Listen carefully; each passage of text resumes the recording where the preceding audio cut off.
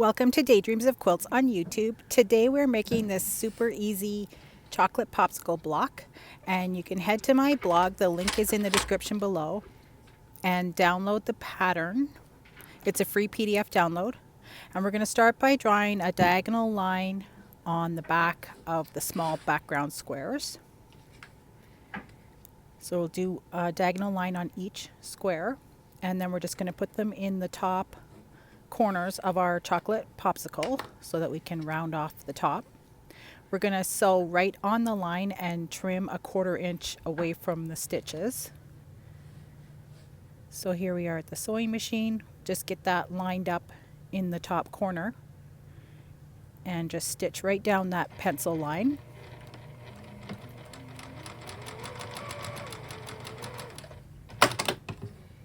And same with the other corner.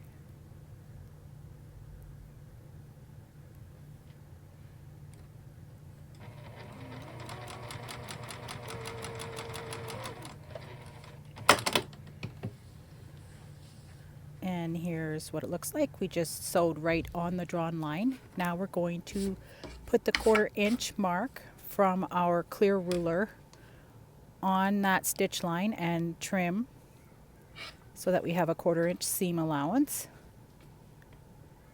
on each corner. And then we'll flip those corners out and press towards the corners. Next, we're going to add our popsicle stick, so we just need to sew that between our two background rectangles with a 1/4 inch seam.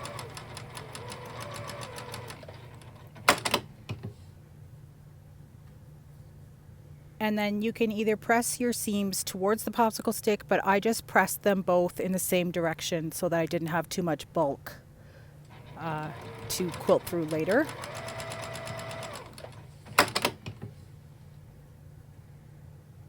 So we'll just press the seam, and then we're going to sew it to the bottom of the popsicle.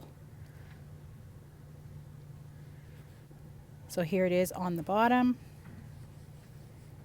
and you just have to trim off any overhang. And if you want to make it fit with 12-inch blocks, you could put a 2.5 by 4.5 inch strip on either the top or the bottom, and if you made a whole row, they'd look like they were jumping up and down. So this is the first block of 4 frozen treat blocks that I'm putting out in the month of July. So stay tuned for more sweet treats. Thanks for watching. See you next time.